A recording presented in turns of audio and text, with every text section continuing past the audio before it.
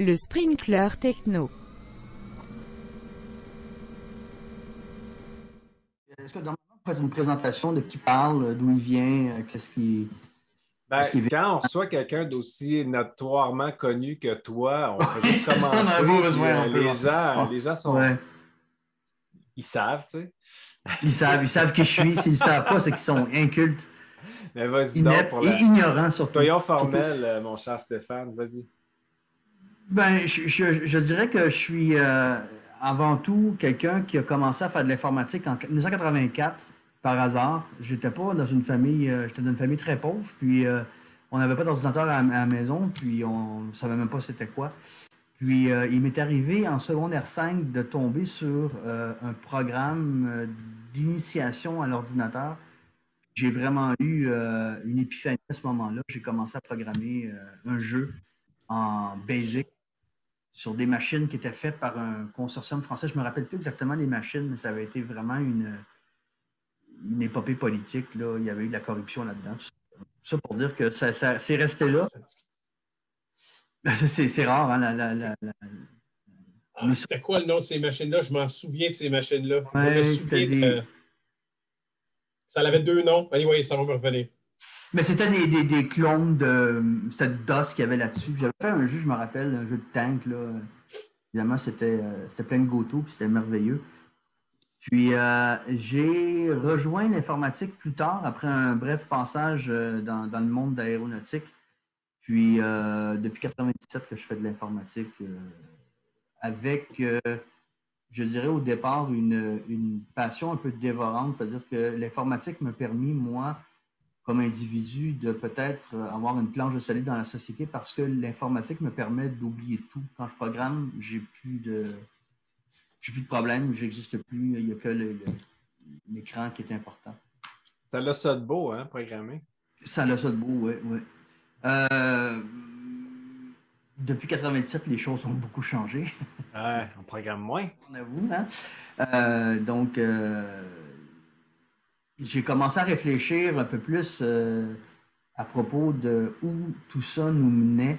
Puis l'évolution du métier, de ce qu'on fait, pourquoi on le fait, puis tous les effets de mode, tout ça. Puis Pascal est au courant, j'essaie d'écrire un livre, en fait, à temps perdu, pour essayer de voir, pour essayer de mettre moi, de clarifier ma position par rapport à ça, parce que je suis autant où ça a été une passion presque dévorante quand j'ai commencé à faire de l'informatique, autant je commence à, à plus être à l'aise du tout là-dedans. Donc, c'est un peu là que ça part. Là. Puis, je dois avouer que je me sens seul des fois. Quand, puis, je pense qu'on est beaucoup T'es pas seul, man. à, à regarder où ça va, qui mène le bal aussi. Puis ça, c'est très important parce que le bal n'est pas mené par les gens, d'après moi, qui ont à cœur que ça fonctionne puis qui ont à cœur la réussite des projets. C'est plus mené par des gens qui ont à cœur la réussite de leur projet et de leur porte-monnaie surtout. Donc c'est ça. Puis les dépendances, moi je l'ai vécu avec les dépendances, c'est toujours quelque chose qui a toujours été important, qui a toujours été euh, qui a toujours pris une grande place dans tous les projets qu'on a pu faire, que vous avez sûrement fait vous aussi. Mais dans les dernières années, c'est devenu une espèce de démon. Ça a été démonifié, un peu comme Reagan a démonisé les Soviétiques pour s'en débarrasser. Il y a des gens dans certains projets dans lesquels j'ai œuvré, qui en sont venus à nous présenter ça comme quelque chose qu'il fallait à tout prix éviter. Alors que quand on y réfléchit, c'est pas évitable. Puis en faire des croisades, puis à traquer les dépendances, puis à vouloir tuer les dépendances, puis souvent même tuer les gens qui les introduisaient. Donc, les clous au pilori. Donc, c'est un peu. Puis souvent, moi, personnellement, j'ai ce réflexe-là. Quand je sens que quelque chose m'agace ou que quelqu'un va dans une direction X ou Y, j'ai tendance à aller dans l'autre côté, immédiatement, pour essayer de voir le contrepoids, puis prendre la mesure de ce que la personne propose. Puis, c'est un peu ça que je voulais discuter ce soir, des dépendances. Qu'est-ce qu'une dépendance, premièrement? Les gens parlent souvent aussi à tort et à travers sans savoir même la signification Quand tu des ailles mots. plus loin, moi, je vais juste faire un petit disclaimer. Moi puis Stéphane, on se connaît depuis 2004. Quatre, ouais. Ouais. Ça fait assez longtemps. On a travaillé pas mal ensemble dans une grande institut, on va le dire comme ça. Un institut, ouais, un institut de consultation informatique. Puis, donc, c'est ça. Si on a des familiarités, ben, c'est clairement à cause de ça. On est restés bons amis depuis le temps. L'autre affaire, c'est que quand tu parlais de la chasse aux sorcières tantôt, dépendance, moi, ce qui me fait un peu flipper, c'est que souvent les gens qui veulent voir ces dépendances-là disparaître ou les avouer à tout prix, vont mettre des mécanismes qui repoussent les dépendances ou les cachent plus loin, mais les complexifient, pensant qu'ils ont annulé parce qu'ils les voient plus directement. Puis ça me fait vraiment halluciner. C'est exactement comme les dettes. Tu peux tout prendre tes dettes et les mettre en hypothèque. À toutes les fois que quelqu'un fait de l'introspection en Java, il essaye de cacher une dépendance. Puis il pense que tout est disparu parce que ça passe, mais ça change rarement beaucoup. Exactement. Moi, ça a tout le temps été. Tu sais, à un moment donné, tu tripes un petit peu, tu fais des affaires par introspection. Tu dis, ah, c'est cool, mais tu te rends compte à la fin que c'est aussi bien de mettre une interface intelligente qui représente un peu ce que tu veux faire, qui a une portée facilement découvrable, facilement que intelligible. Tu peux grandir, rapetisser de façon claire, plutôt que de dire c'est magique. Quand tu mets deux chaînes ici, quand les deux méthodes ont le même nom, on va copier le champ magiquement. Déjà ça me fait faire comme je ne sais pas, tu essaies de cacher quelque chose qui est. Mais avec l'introspection puis de la réflexion, ce que tu veux faire, plus, c'est enlever du bruit. Right? Tu veux essayer de cacher des affaires comme les concerns qui sont transversales, là, les aspects forgés de ce monde. Là. Tu peux utiliser ça pour mettre du logging, du transactionnel, tout ça, puis essayer d'abstraire. Mais ça existe quand même. Tu as ces dépendances-là quand même. C'est juste que tu veux enlever du bruit dans ton code pour que ça se lise mieux. Mais ça ne change absolument rien au niveau du couplage. Là. Ça n'enlève rien que tu as une dépendance sur une transaction, je dirais, physique, entre guillemets, quelque part. Ta base de données, elle fonctionne transactionnelle, puis tu n'as pas le choix. En ce moment, on a un problème avec un autre bebel qui veut l'instaurer. Puis justement, on est pogné avec toutes les annotations transactionnelles en Java. Là, puis il y en a qui ont mis du Spring, il y en a qui ont mis du Javax. C'est faire un aparté, là, mais c'est beau tout ça. Mais quand tu te rends compte que c'est utilisé un peu comme un bonbon. Ah, on va mettre du transactionnel ici parce que je pense que c'est important ce que je suis en train de faire. Donc, je vais mettre un transactionnel là. Je vais en mettre un autre plus creux pour être sûr que si jamais la transaction en haut ne marche pas pour une raison que j'ignore, parce que je ne comprends pas vraiment ce que je fais, ben, je vais en mettre une autre plus bas, comme ça. Puis là, je vais mettre require a new parce qu'on va être sûr que ça arrive, cette transaction. Mais ça, tu vois, ça l'a trait à l'expertise. Puis, tantôt, je disais que je m'étais réchauffé pour ce podcast-ci en écoutant un autre podcast qu'on avait eu avec Félix-Antoine Bourbonnais où on avait justement discuté du fait qu'en informatique, on ne se pratique jamais. On est tout le temps en train de jouer des games. On n'est jamais en train de se pratiquer. Pourtant, les professionnels de sport, dans les arts, les chanteurs, peu importe, ils ont des séances où ils vont pratiquer leur art, affiner leur technique. Ils vont vraiment y aller à fond là-dedans pour être à leur sommet quand ils rentrent dans une partie. Leur stratégie, leur expérience, leurs habiletés, tout est, dans le fond, optimisé pour le moment où ils vont être en production ou qu'ils vont être live, qu'ils vont performer. Nous, on ne fait pas ça. Puis quand tu vois ce genre de choses-là, ben, pour moi, ce que ça me dit, c'est qu'il y a beaucoup de gens qui vont sur Stack Overflow trouver des réponses à leurs problèmes. Ils ne prennent pas le temps de comprendre. Il n'y a pas de mal à aller chercher des réponses sur Stack Overflow. Il y a un problème, par contre, à incorporer, à copier-coller du code sans savoir ce que tu fais. Puis pourquoi tu le fais. C'est quoi la différence entre du Javax puis les annotations de Spring, peu importe, ou celle d'Hibernate direct. Pourquoi tu veux une plus que l'autre? Donc, oui, il y a des équivalences, mais il y en a d'autres qui ont des petites différences subtiles. Puis oui, puis c'est là que c'est vraiment les transactions qui ont... La notation n'a aucun effet. Là. Mais Exact. juste pour faire un petit aparté, tu connais un peu mon opinion sur la promotion des individus dans le domaine informatique. Là, ça commence à dater. C'est un drame que toute l'expertise, tout le talent, toute l'expérience, comme tu dis, on s'est pratiqué, on a tout fait des gaffes, on a tout comité des affaires qui était de la merde, puis on a tout pataugé là-dedans, puis on a fait notre expérience avec les erreurs qu'on a fait. Mais maintenant, la plupart des programmeurs ne sont plus programmeurs. Ils sont rendus architectes, ils sont rendus ailleurs. En fin de compte, c'est quoi? Il n'y a que du code. Hein? Le reste, c'est tout des diagrammes, puis ça ne roule pas en production. Mais nous, en tout cas moi, on n'est plus dans le code. C'est un drame en ce qui me concerne. C'est un drame. Que, comme si tout le monde avait été promu chef de chantier, puis il n'y avait plus d'ouvriers. On m'a fait. On m'a taquiné l'autre fois parce que j'avais dit une phrase genre les diagrammes ne plantent pas. Oui. Un diagramme, ça compile tout le temps. Un visio, ça compile. Un document Word aussi. Hein. Puis l'idée de. J'en reviens un petit peu quand tu disais les athlètes, ça fait tout pour être le plus performant, puis on va faire une équipe avec les athlètes les plus performants. Mais en informatique, on a cette idée-là, on va monter une équipe hyper performante. Quand il faut qu'ils disent hey, on a besoin d'un architecte, ils vont sortir quelqu'un.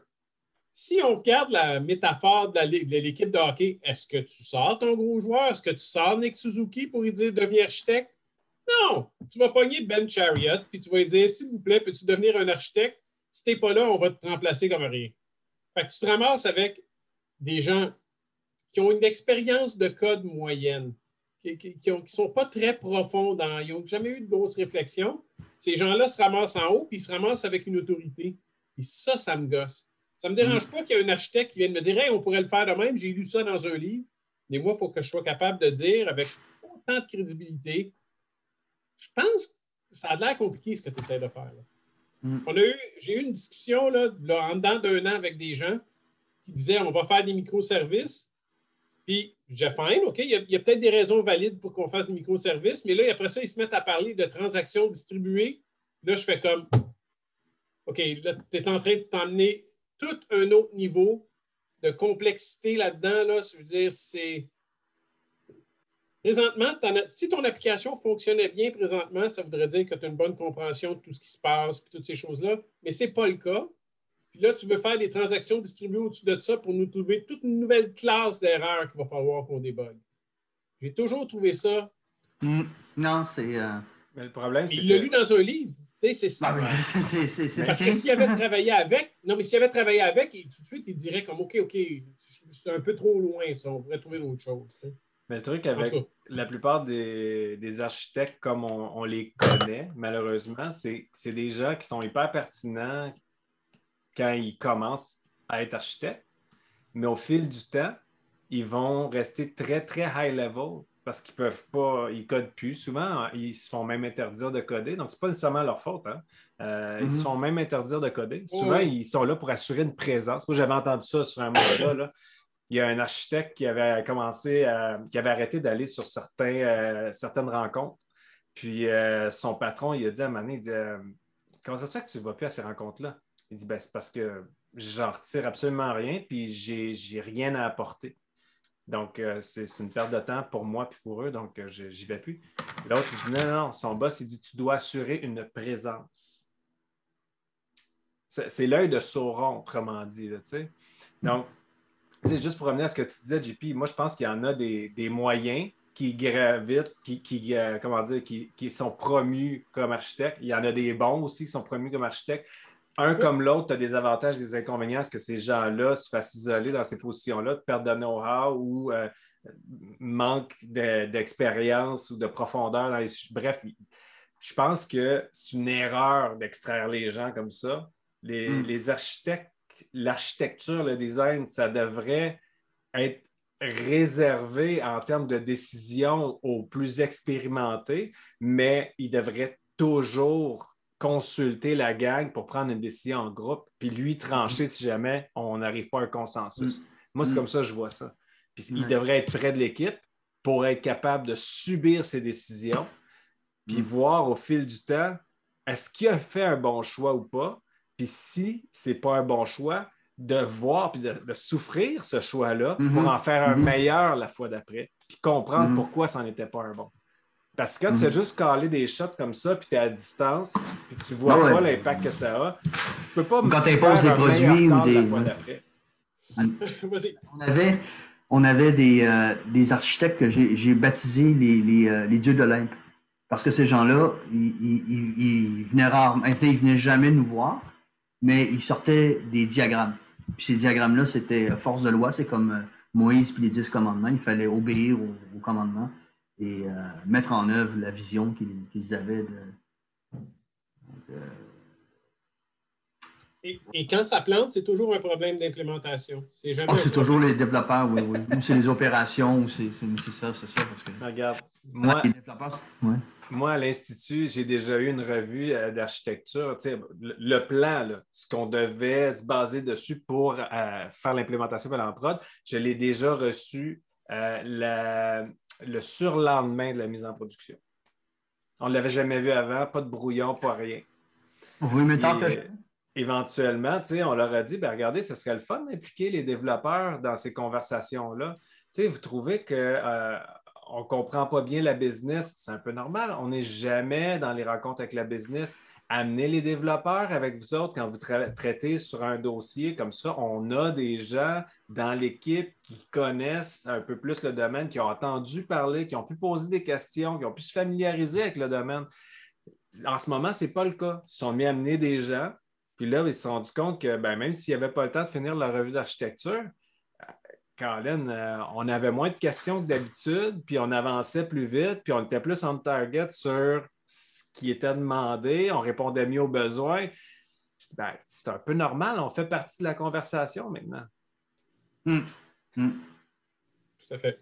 Je m'en allais dire que en tant que programmeur, tu te dois d'être capable d'anticiper les désirs puis la vision que les gens ont. Tu n'as pas besoin du document. Tu devrais déjà le savoir quand tu programmes. C'est quoi la vision? C'est quoi l'architecte? Normalement, il y a une lumière qui émane de lui. Moi, j'en suis un maintenant, donc c'est vous voyez bien que la lumière émane de moi. Les développeurs le savent. J'ai plus besoin de parler ou de faire de diagrammes. Je leur dis, est-ce que tu as? Là, tout de suite, là, ils se mettent à coder. C'est comme ça. C'est clair. C'est comme ça. Hein. Ça suinte de la personne qui la possède.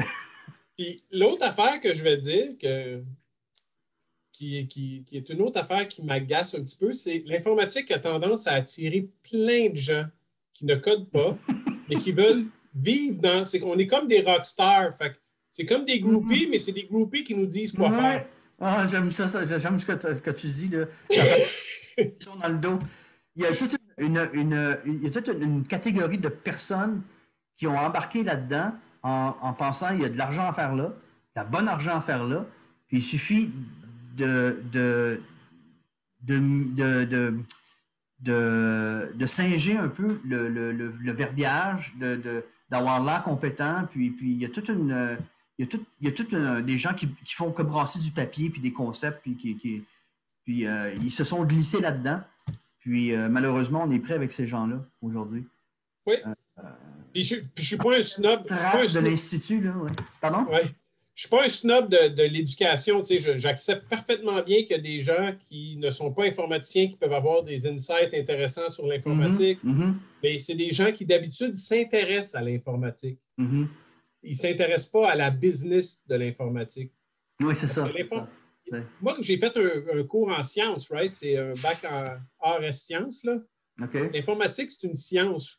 Puis je pense pas qu'ils ont tous les jobs. Puis c'est pas tous les jobs qui ont les mêmes problèmes avec les mêmes gens. Puis l'autre affaire aussi, c'est je pense que les informaticiens, en tant que groupe, ont tendance à être des personnalités qui sont un peu plus introverties et ils se font, je ne vais pas dire dominer parce que c'est... non, mais ils se font guider, ils se font driver, ils se font... Organiser. Oui, ils vont...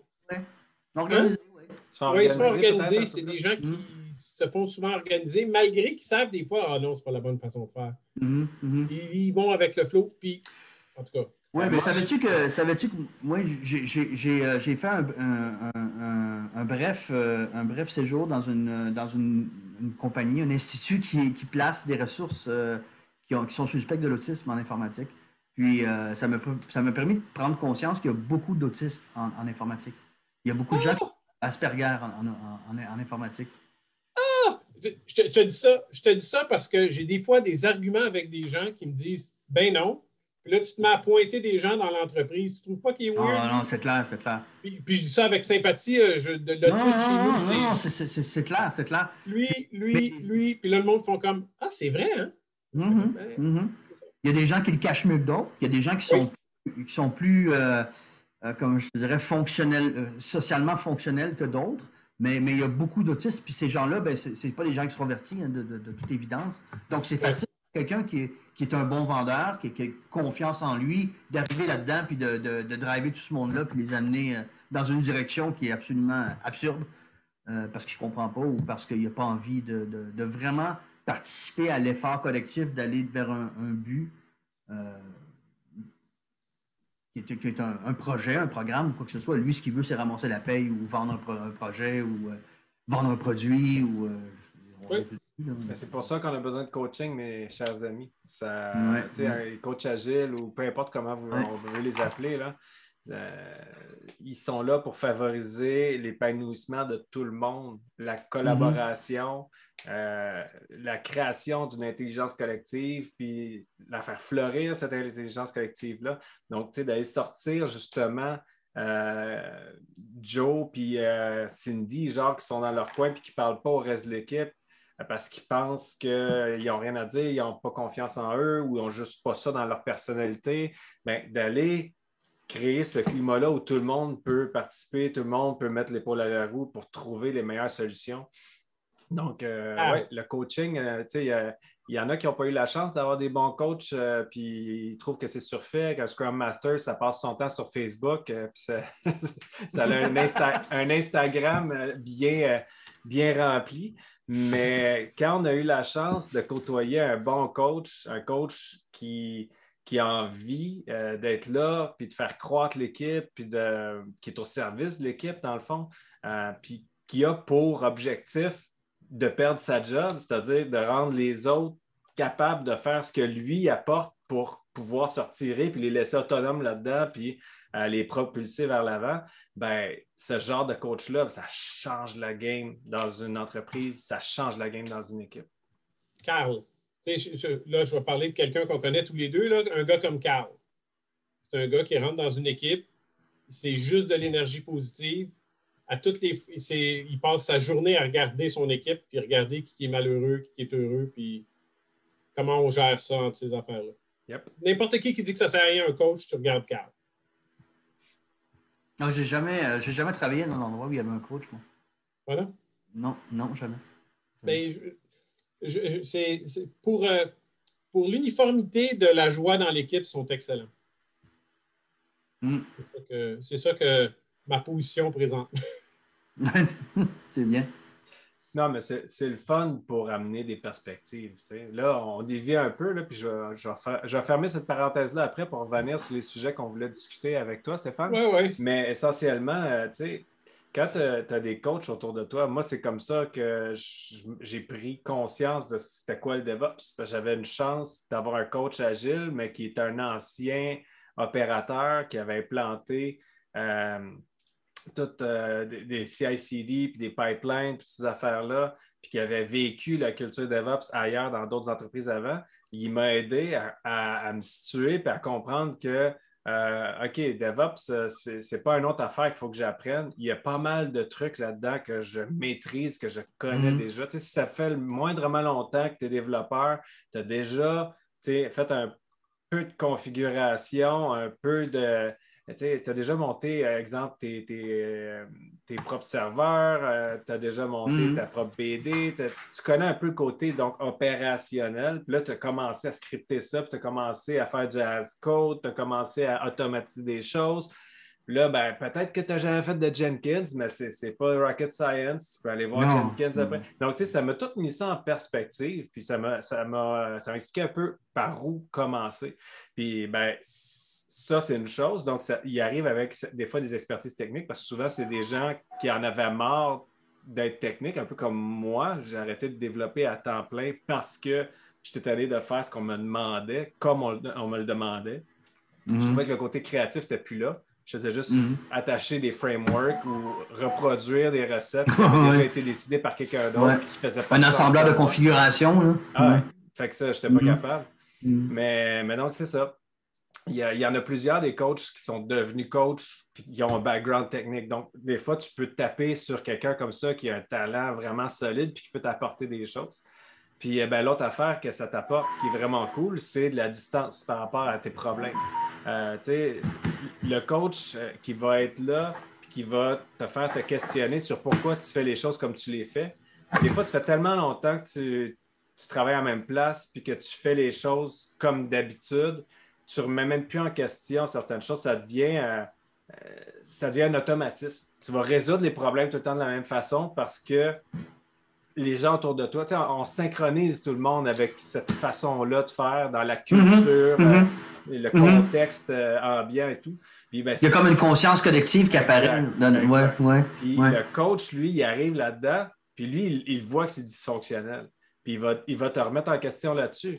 Puis si tu es assez wise pour tendre l'oreille et essayer de t'ouvrir à ça, ben, tu peux progresser, cheminer, voir ce qui ne fonctionne pas, puis revirer turn the ship around, tu sais. Je viens de me souvenir du nom de la compagnie d'ordinateurs que le Québec avait acheté. C'est Comterm Matra. Ah. Comterm, oui. Comterm Matra, ouais. C'était des belles machines. Oui. C'était des grosses machines jaunes et noires, là. Fait que ça, on va aller aux dépendances, mon beau Stéphane. Oui, renouveler la dépendance. Écoutez, si vous me permettez, je vais partir. Sentez-vous à l'aise de m'arrêter parce que quand je pars à parler, souvent, il n'y a rien qui m'arrête. Seule la soif ou la mort peuvent m'arrêter. Ça tombe bien que tu parles de soif. C'est la Saint-Patrick. C'est pour ça. C'est la Saint-Patrick. Sachez que ma grand-mère était irlandaise, donc j'ai de la Guinness dans mon frigidaire, ça va être après. Je ne mélange pas cognition et alcool parce que chez moi, ça devient pas doux comme ça, un petit peu. C'est moins profonde. Donc. Alors, je te relance dans la bonne direction. Un peu de sémantique. Qu'est-ce qu'une dépendance? Un peu de sémantique. Bon, c'est ça. Moi, généralement, je suis quelqu'un, je ne vous l'ai peut-être pas dit, mais je suis quelqu'un, je suis personnellement autiste. J'ai été diagnostiqué Asperger léger. Donc, les mots, pour moi, c'est très important. On se promène dans la vie avec pas grand-chose pour expliquer le monde, pour comprendre ce qui nous entoure. Puis les mots en font partie pour moi. Donc, quand quelqu'un me parle puis utilise un vocabulaire, j'aime savoir que je comprends le mot, je comprends les mots qu'on m'adresse, mais que j'aime aussi savoir que la personne qui m'adresse ces mots-là comprend aussi la même chose que moi. Puis ça, c'est un grave problème en informatique. Dans nos sociétés, dans la société en général aujourd'hui, il y a beaucoup de gens qui manipulent des mots sans savoir ce qu'ils font. Donc, on utilise souvent des mots, puis on n'en connaît même pas la définition. Puis je me mets là-dedans aussi parce que ça m'arrive des fois de redécouvrir, d'aller voir, puis de me rendre compte que j'utilise un mot à mauvais escient. Donc, c'est un peu pas une obsession, mais c'est un peu une marotte que j'ai d'aller voir souvent. Quand il y a un problème, quand je ne comprends pas quelque chose ou quand même je ne suis pas d'accord avec quelque chose, je vais tout de suite voir qu'est-ce que les mots veulent dire. Ça veut dire quoi? Donc, une dépendance, j'ai été voir dans le dictionnaire avant de... ça fait un bout que j'ai été le voir, là. Puis le dictionnaire Robert nous dit ceci, le rapport qui fait d'une chose dépend d'une autre, qui fait qu'une chose dépend d'une autre. Donc, puis c'est une mauvaise définition, j'ose le dire. On y soit le dictionnaire Robert, parce que dans la définition du petit Robert, on réutilise le mot qu'on essaie de définir.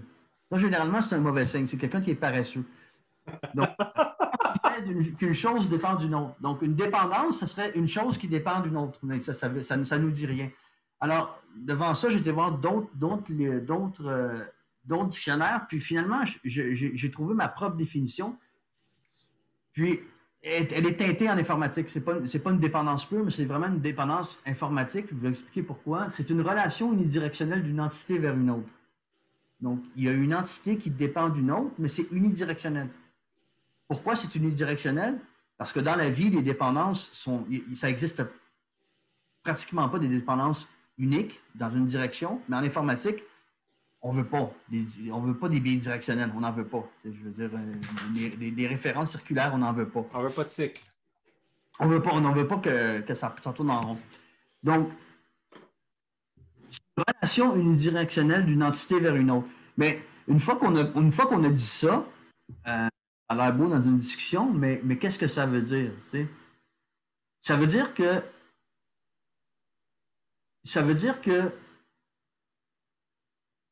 comme toute chose qui existe en informatique, ce qu'on essaie de modéliser, chaque chose qu'on essaie de modéliser est important par ses relations plus que même la chose qui existe en elle-même. OK? Donc, nous, en informatique, qu'est-ce qu'on fait? Ben, j'ai pour habitude de dire qu'on essaie de modéliser, on fait des petits modèles réduits de portions du réel. OK? Puis pour ce faire, ben, on simplifie. Parce que si on voulait répliquer l'univers en entier, on n'aurait pas assez d'ordinateurs. Ça prendrait un ordinateur au moins aussi grand que l'univers pour pouvoir modéliser l'univers. Donc, on est obligé de simplifier à outrance, parfois même trop. C'est là qu'on a des modèles qui ne marchent pas ou des programmes qui font de la merde. Mais donc, c'est ça. Donc, pourquoi est-ce qu'on cherche aussi à découpler les choses? Ben là, c'est toutes les questions de technique, en fait. Parce que pourquoi est-ce qu'on s'occupe de dépendance? La réalité n'a aucune difficulté avec les dépendances. Puis si vous regardez bien attentivement, la réalité raffole de dépendance. La réalité, ce n'est que des dépendances. OK? Mais nous, en informatique, on est prêt avec des moyens limités, donc on est obligé de couper au plus court. Donc, on est obligé de garder les dépendances les plus évidentes pour que notre système fonctionne.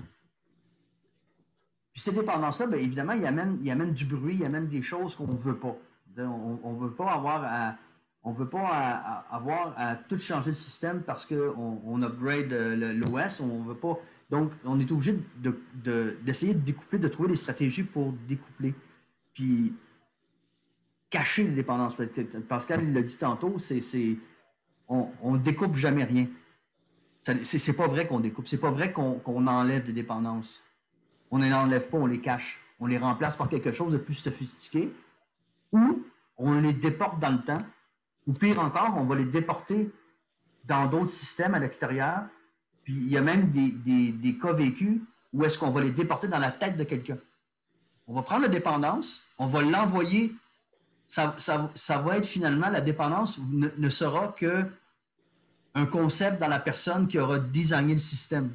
Donc, la dépendance n'est pas nulle part, mais elle est dans la tête de celui qui l'a designé où la personne sait comment monter le système. Je ne sais pas, vous avez sûrement vécu ça dans des instituts où vous avez travaillé. Moi, j'ai vécu ça dans un institut où il y a une personne dans l'entreprise qui sait comment faire le build, puis c'est elle qui a la dépendance dans sa tête. Cette personne-là, il n'y a plus personne qui est capable de mais c'était très flexible jusqu'au moment où cette personne-là a pris sa retraite. Là, c'était moins flexible parce qu'elle est partie avec la dépendance. La dépendance est dans sa tête. Donc, tout ça pour dire que les dépendances, on les trouve partout. On essaie de les éliminer, on essaie de les cacher, on essaie de les retarder, en fait. On est capable de les retarder parce qu'en fin de compte, tout est interdépendant, puis il n'y a pas moyen de s'en débarrasser. Je veux dire, si tu veux modéliser le réel, dans le réel, il y a des dépendances, puis tu ne peux pas t'en sortir. C'est pas possible. C'est juste pas possible. Je suis d'accord avec toi. Puis s'il n'y a pas de dépendance, s'il n'y a pas de relation, c'est que tu te ramasses avec quelque chose qui est complètement générique, quelque chose qui ne fait pas de sens. Pour que les choses puissent faire du sens. Une abstraction pure qui n'a pas de prise sur la réalité. Pour que les choses puissent faire du sens, il faut qu'il y ait interaction pour qu'on comprenne un mouvement, une intention, qu'on comprenne quelque chose. Tu voulais dire quelque chose, JP? Oui, ben c'est pour ça aussi que l'informatique, entre les années, on va dire 90, les années maintenant, a beaucoup, beaucoup changé. Moi, j'ai la quantité de stock qu'on intègre maintenant quand on fait un programme, le nombre de systèmes externes. Là, je sais qu'à l'interne, il y a toujours des dépendances, mais tu sais, faire un programme de 200 cas à l'interne, les dépendances, ils tiennent dans ma tête. Fait que je serais capable de gérer ça. Mais quand tu commences à dire, maintenant, tu interagis avec d'autres systèmes qui ont des cycles de vie qui sont indépendants, ces choses-là, puis plus on va, plus ça, c'est vrai. Mais je sais qu'il y a des façons qu'on peut utiliser. Là. Il y en a qui vont dire, tu peux faire des queues Kafka, ces affaires-là, mais c'est pas magique, ces affaires-là, la réduction des dépendances. Non, mais je vais y revenir là-dessus, oui. Ouais. Moi, j'ai travaillé pendant 15 ans en intégration, puis en intégration, tu es au milieu de tout le monde. Puis c'est là où tout le monde dompe ses dépendances. C'est un département de dépendance, l'intégration. Puis les ISB, c'est ça, c'est un gros don. Puis à tel point que les ISB, nous, on avait un SLA de 30 secondes.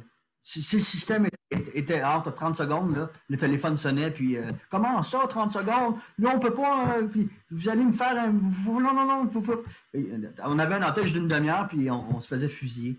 Je vais citer Martin Fowler, qui est un dieu en informatique. Je veux dire, s'il y a une sainte trinité, il fait certainement partie d'un des trois, je ne sais pas trop quel.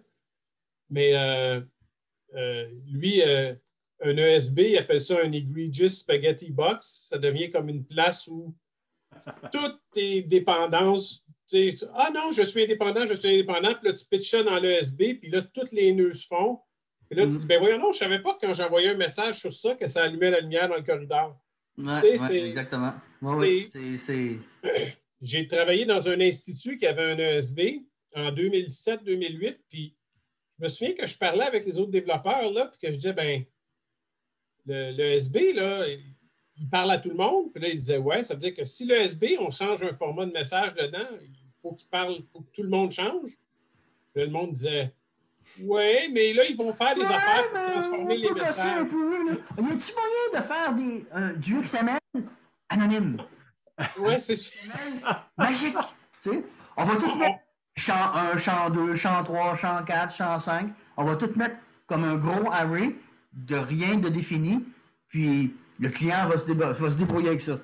Ça, c'était la wishlist dans l'institut où j'ai travaillé. C'est, on peut-tu faire quelque chose de générique? Oui. Qui ne contient rien, qui dit rien, puis qu'on ne sait pas d'où ça vient, d'où ça va. À ce compte-là, on se ramasse avec des maps de string ou du comma separated value ou des trucs comme la centrale avec tu ajoutes tout le temps à la fin, fait que tout ce qui venait avant continue à marcher. Il y a juste la nouvelle fonctionnalité qui va peut-être. Oui, les fameux les fanfares là, avec appendait au bout. Ouais. Ça fait pas un domaine riche. Le légendaire schéma de base de données à une table où tu as des références à des lignes de la table puis que tu sais, c'est juste.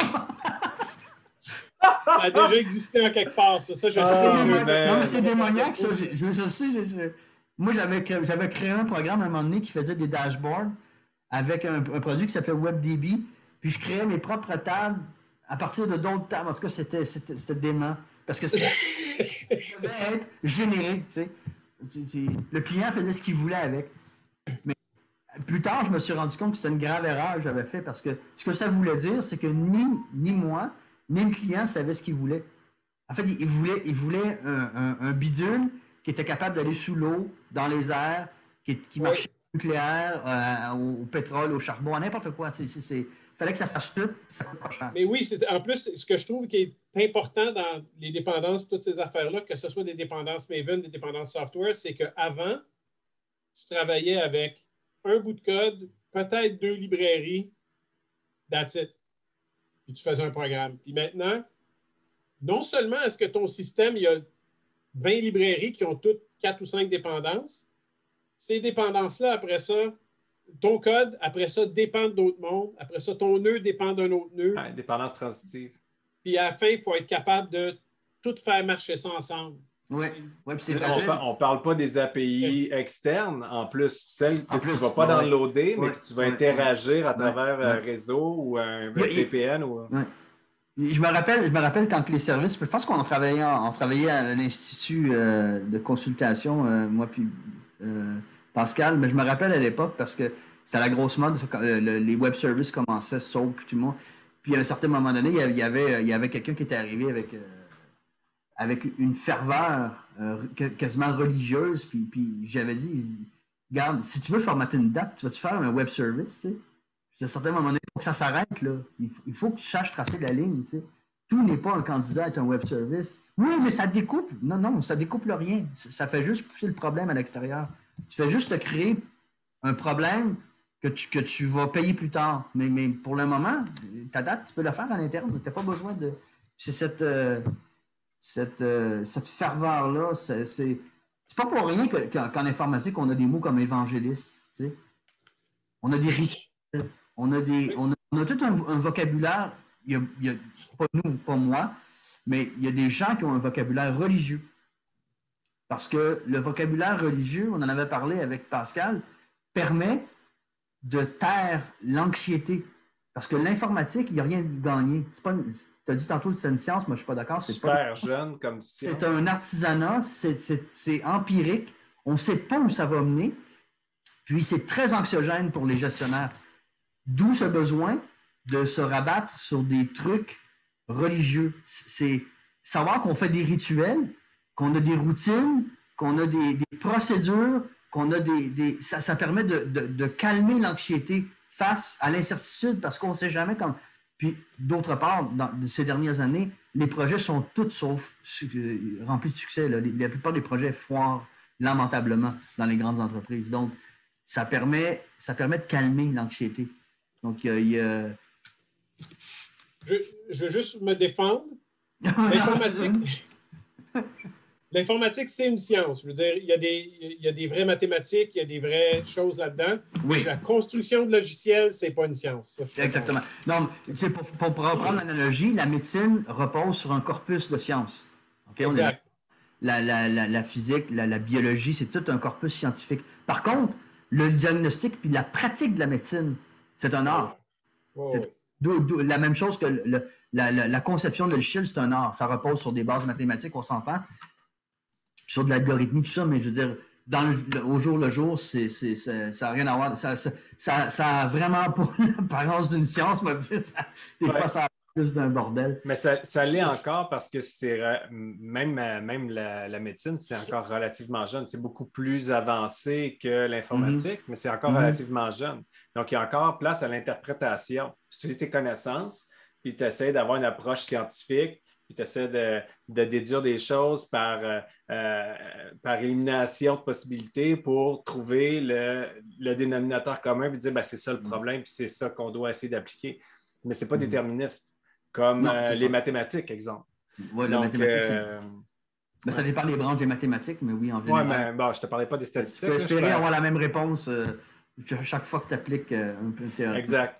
Mais donc, peut-être qu'avec le temps, tu sais, la médecine va en venir là. Si elle prend beaucoup de maturité, on comprend mieux le corps humain, puis on comprend plus qu'est-ce qui se passe. Ben, même chose pour l'informatique. Tu sais, éventuellement, on peut peut-être en venir à ça, mais on est tellement loin de ça qu'on est vraiment dans l'art en ce moment. Oui, ça ne sera jamais parfait parce qu'en fin de compte, à moins qu'on soit aidé par des machines ou des systèmes probabilistes, non déterministes, qui sont capables d'apprendre puis d'emmagasiner cette connaissance-là pour les générations futures.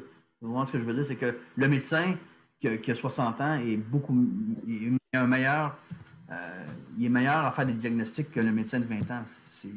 Mais maintenant, peut-être qu'on va réussir à accumuler cette expérience-là qui n'est pas quantifiable et qui n'est même pas des fois transmissible. Tu sais, avec les systèmes maîtres? Oui, non, mais c'est ça que je te dis, peut-être qu'on va y arriver, mais ça ne deviendra jamais 100% sûr. Tu sais.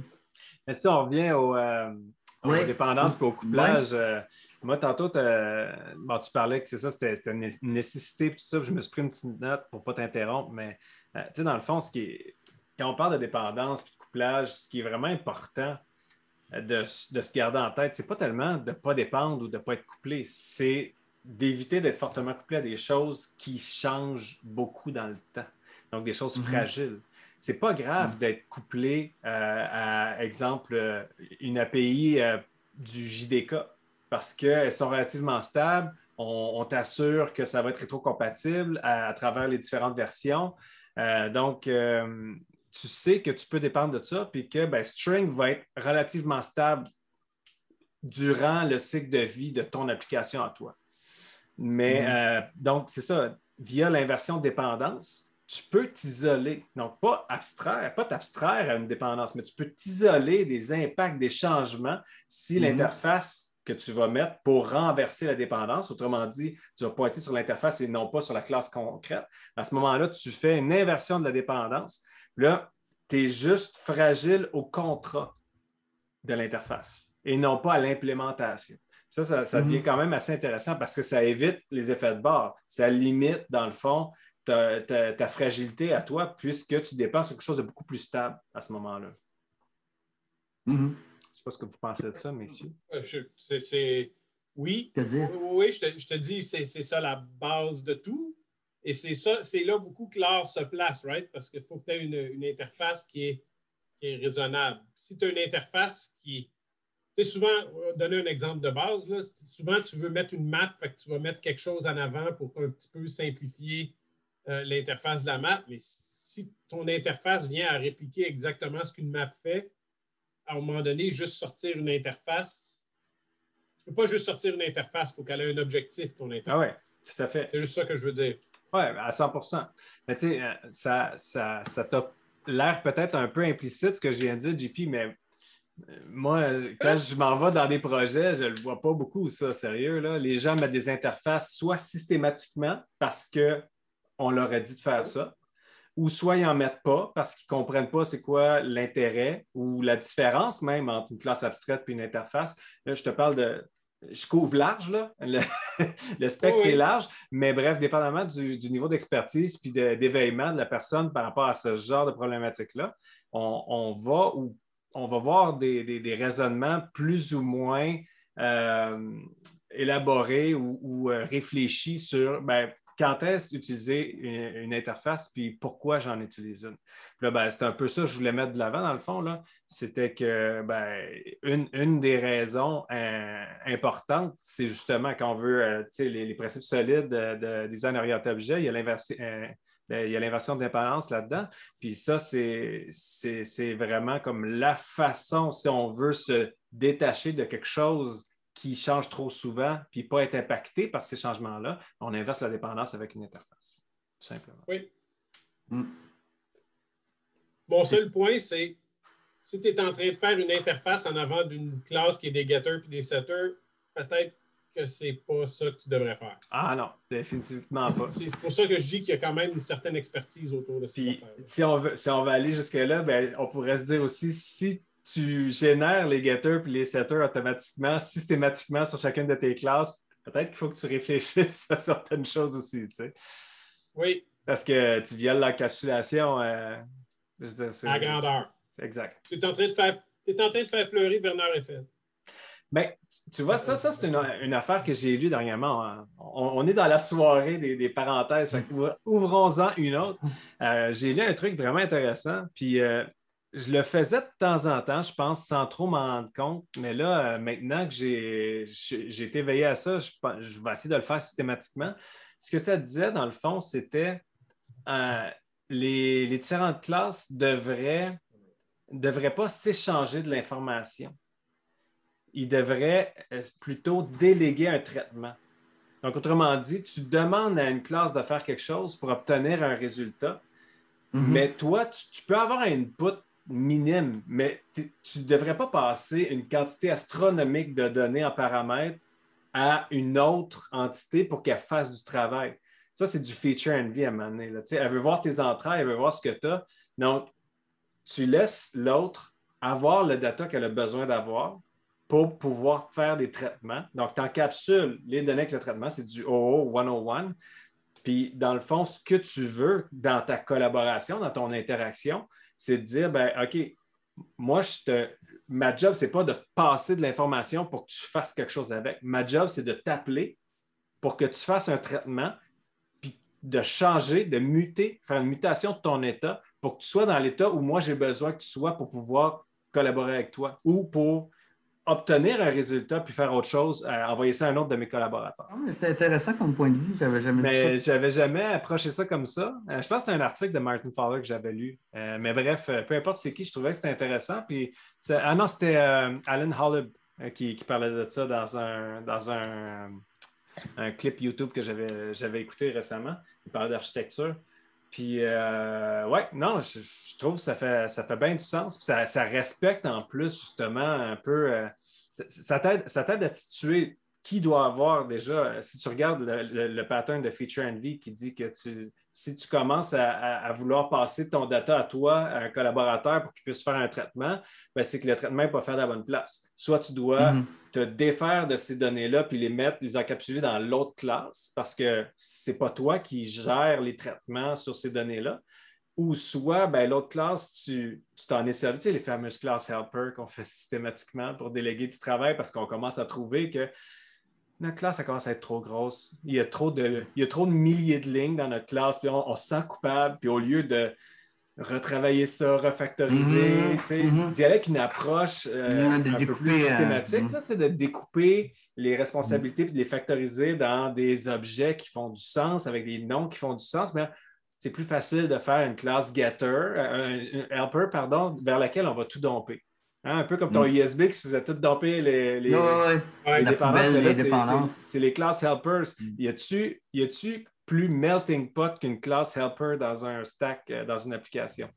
C'est souvent ça. C'est une dump où est-ce qu'on va se décharger des lignes extra de code parce que ça a commencé à faire trop dans notre classe. Où est-ce qu'on est en train de C'est le tapis. Ouais, on balance. Tu mets ça dans le tapis. J'avais une formule que j'avais trouvée pour l'ISB, c'était là où toutes les dépendances, c'est un peu comme le paradis, c'est là où toutes les dépendances finalement se réalisent. Tu sais. C'est abstrait, mais là, ça se réalise, c'est là que ça arrive. Tu sais. C'est l'aboutissement. T'es pogné avec ça. Peut-être pour continuer la réflexion là-dessus, je pense que les dépendances, en tout cas, ceux avec qui que j'ai transigé dans différents instituts, pour eux, les dépendances, c'est quelque chose qu'il fallait absolument éviter. Mais j'ai l'impression qu'on n'a pas bien pris la mesure de la valeur des dépendances. Puis, ce qui m'amène à je pense que l'architecture ou n'importe quoi, là, la vie, de toute façon, tout est un compromis. Donc, à chaque fois que tu pousses une dépendance, tu payes un prix là, quelque part. Le compromis, c'est que le code, oui, il y a une injection de dépendance, oui, on se découple de certaines parties d'autres de librairies externes ou de quoi que ce soit, mais pour le lecteur du code, en ce qui me concerne, c'est pas un mauvais compromis. C'est-à-dire qu'on a trop poussé dans l'injection de dépendance puis dans la programmation par configuration au point où est-ce que le code, tu le regardes puis il ne veut plus rien dire.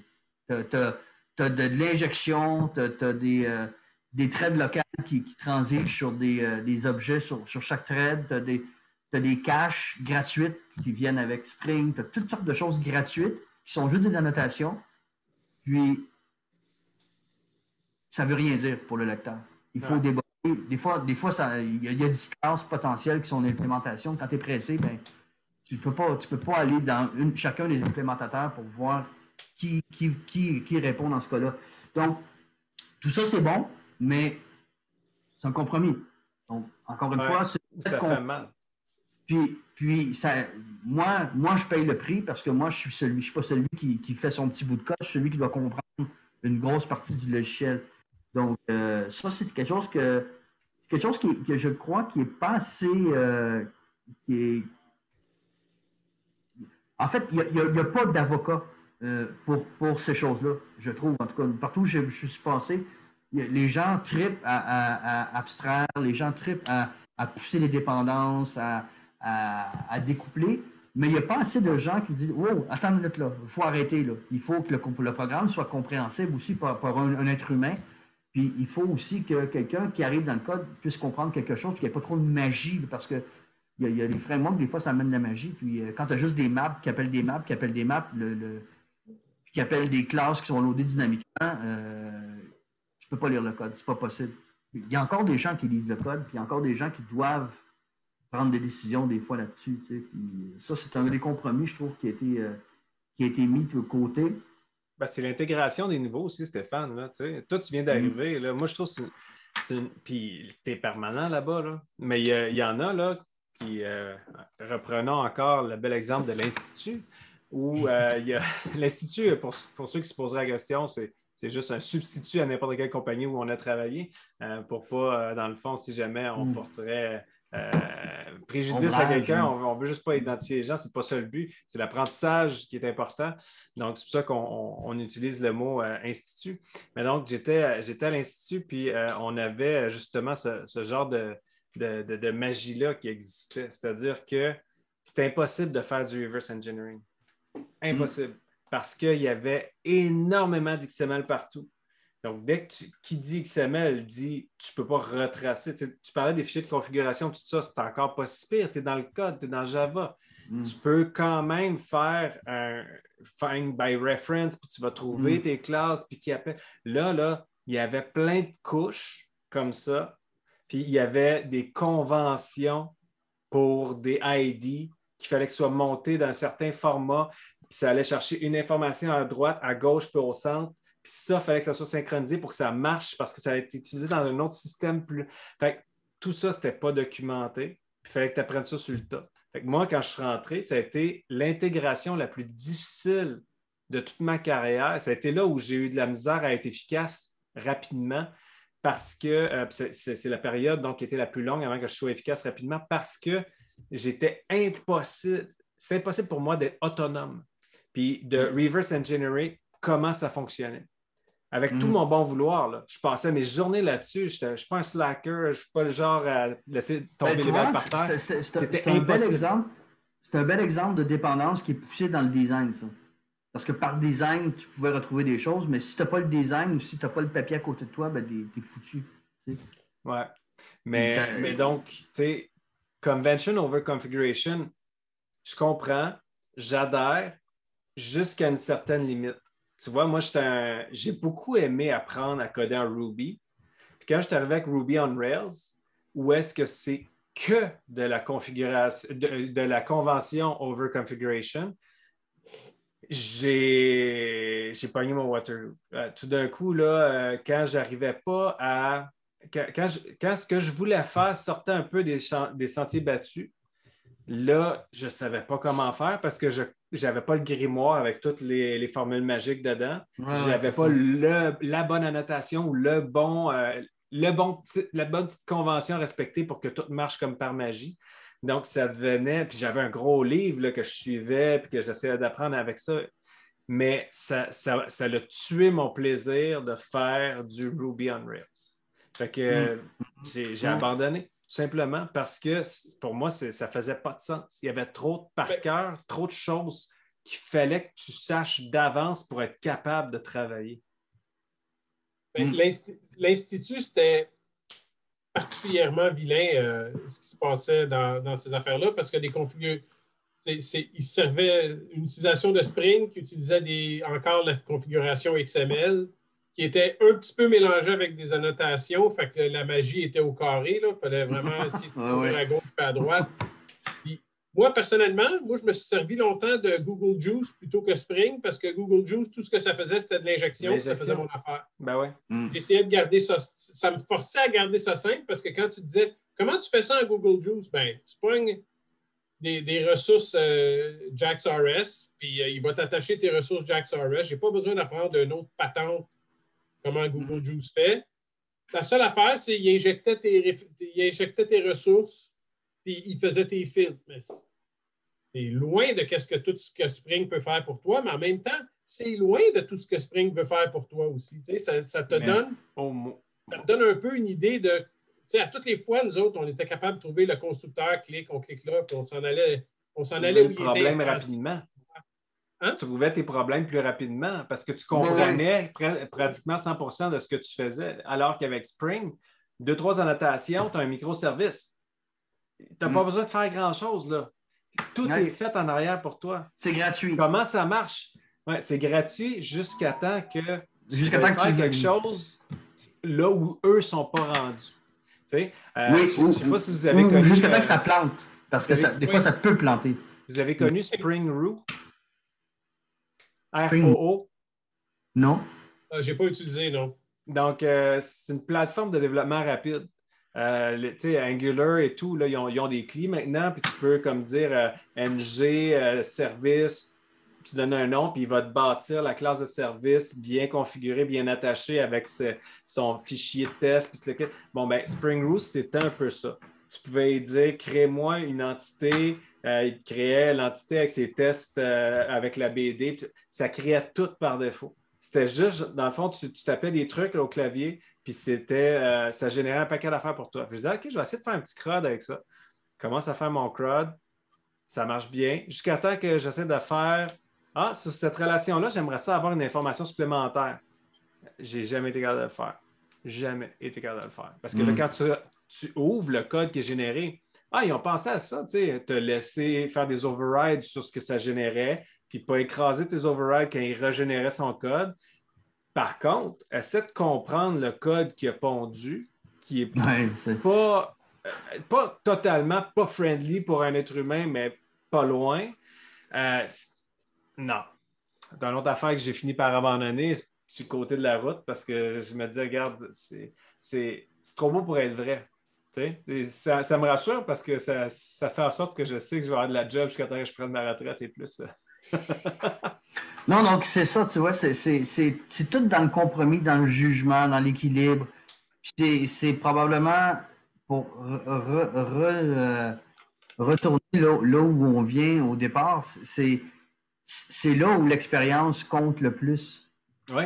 Là qu'on n'a pas d'expérience dans les développeurs. Ou même en architecture, tu sais. Parce que, bon, je sais pas comment vous découpez les trucs, là, mais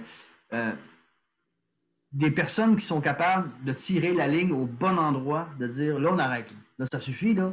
C'est beau la magie, mais là, on arrête. Là, moi, je veux que dans le code, on soit capable de voir où est-ce qu'on s'en va, qui fait quoi, qui appelle qui, quand, puis pourquoi. Puis, ça prend quelqu'un d'expérience pour faire ça. Puis c'est là que ça devient difficile.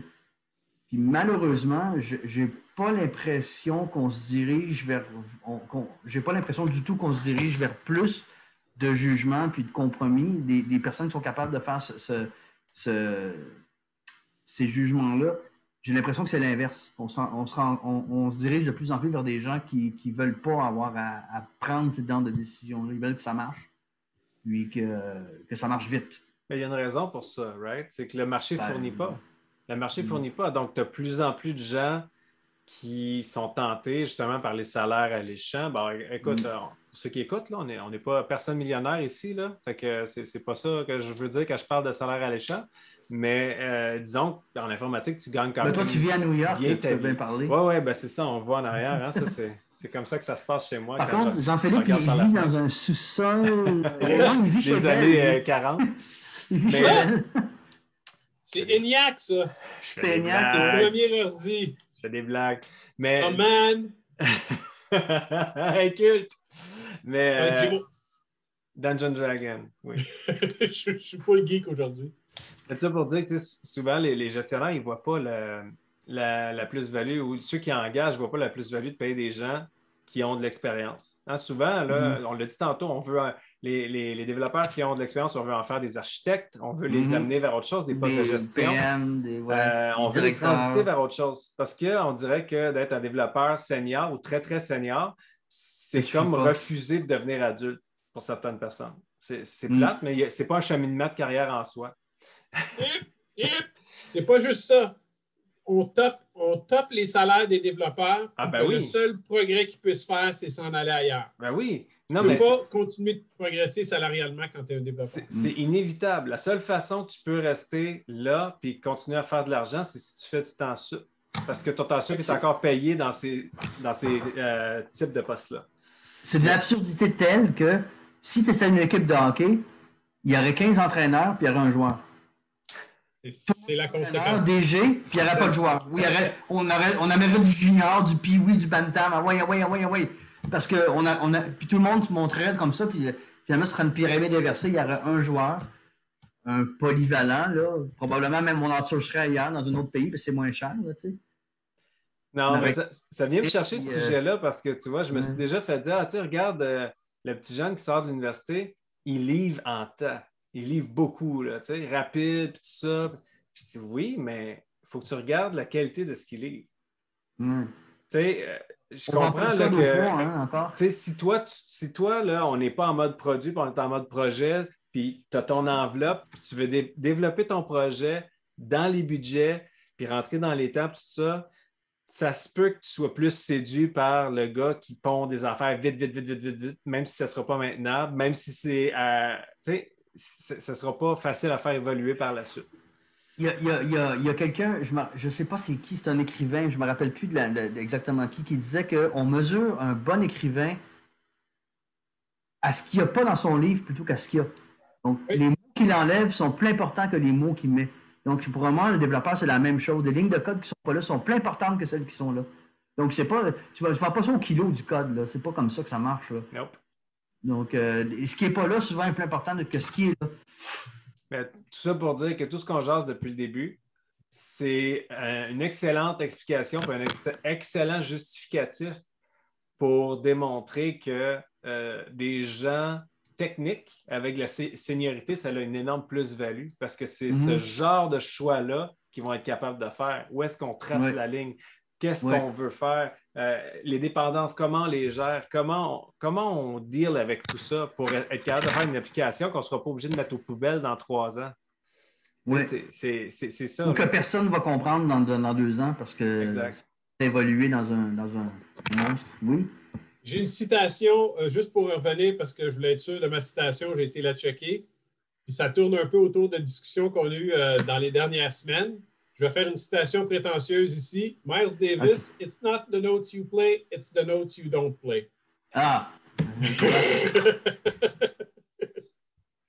Exact. Fait que tu peux produire du code, tu peux pisser du code pendant 2 heures, puis après ça, te rendre compte que ça serait fait plus intelligemment avec moins de lignes de code. Ouais, moi j'ai des anecdotes savoureuses là-dessus sur j'appelle ça de la programmation par sédimentation. De la personne qui code, puis parce qu'elle n'a pas le résultat après la première boucle, elle rajoute une boucle par-dessus pour corriger. Donc, comme ça, après 15 boucles, elle arrive au résultat. Sauf que c'était quelque chose qui affichait à l'écran, un programme Visual Basic qui affichait une chaîne de valeurs à l'écran, mais le résultat que ça avait, c'est que ça prenait 30 secondes à apparaître parce que ça flicotait après tout. Il y a des gens qui programment comme ça, tu sais, qui essaient, puis la sédimentation, là, ça s'accumule jusqu'à faire quelque chose qui est ni efficace, ni souhaitable. Oui. Non, oui, je sais de quoi tu parles. J'ai déjà fait des drivers. Tu sais, écris un driver, fait que là, il faut que tu polls, mais j'aurais jamais pensé faire ce genre d'opération-là dans une application, right? Où tu polls tout le temps pour savoir. Puis après 15 coups, je devrais avoir la réponse au complet. Oui. Tu l'as. Ça, c'est terrible. Oui, donc, c'est ça un peu ce que j'avais à dire, mais si vous me permettez, je vais juste terminer parce que moi, je suis arrivé en informatique. Je sais pas comment les gens arrivent en informatique. Moi, je suis arrivé en informatique parce que ça me passionnait, mais j'ai jamais vu l'informatique comme quelque chose de différent de ce que je vis tous les jours. Okay? Pour moi, l'informatique, c'est un prolongement du reste, comme manger, comme la gastronomie, comme n'importe quoi. Puis, je suis tout le temps surpris de voir que les gens en ont fait quelque chose qui est de plus en plus éloigné de la réalité. C'est comme si c'était quelque chose à part, qu'il fallait traiter différemment, qui avait des propriétés différentes, qui échappaient au monde du réel, puis que tous les programmes, parce que c'est virtuel, entre guillemets, mais en ce compte-là, la pensée aussi est virtuelle. Vous ne pouvez pas me prouver, ni à moi, ni à personne d'autre, que ma pensée existe. C'est impossible. De la même manière, mais pourtant, c'est quelque chose qui est réel. Non, on s'entend que... Enfin, j'aime croire que mes pensées sont réelles. Peut-être que vous êtes une illusion, mais je pense que c'est réel. Donc, ma conscience est réelle. En tout cas, je le pense. J'ai cette prétention-là, disons, de croire que ma conscience est réelle. Hey, ma conscience invente des personnages vraiment crédibles qui pensent avoir une conscience. Oui. Donc, excuse-moi, continue. Non, mais vous allez voir où ce que je veux en venir, c'est que on a tendance, c'est cette technocratie-là, je ne sais pas trop comment, les GAFA, tout ça, on a comme mis, un peu qu'on a mis la science aussi au 19e siècle sur un piédestal, c'est-à-dire que la science avait réponse à tout. Maintenant, l'informatique aussi, c'est comme la réponse ultime à tout. OK? T'as une verrue informatique. On va créer quelque chose qui va... T'as mal au cœur, on va créer un programme informatique binaural qui va te permettre de plus avoir mal au cœur. Donc, c'est comme une réponse unique à tous les problèmes. Puis en même temps, on a comme déifié ça. On n'a pas déifié, mais on a comme mis à part du réel. Donc,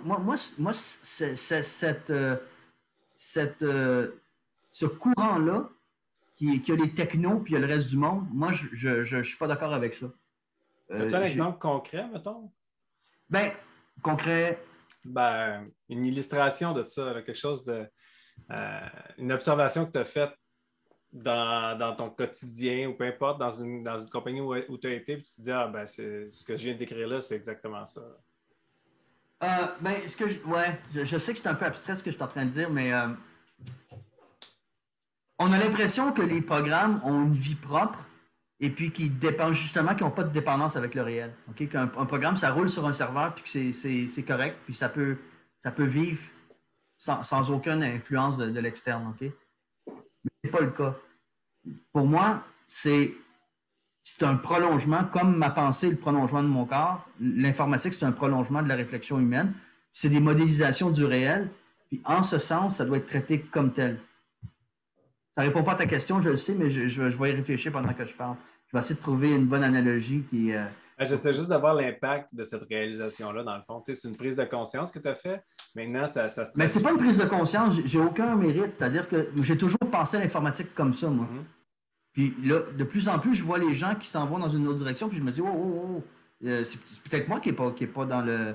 qui n'a pas la bonne... Ben, il y a des courants qui existent. Je ne sais pas si tu es familier avec le biomimétisme. Oui. Bon, ben, c'est... Toi, JP, tu connais ça? C'est... Oui, mais par exemple, moi, je fais un programme, je fais semblant d'être vivant.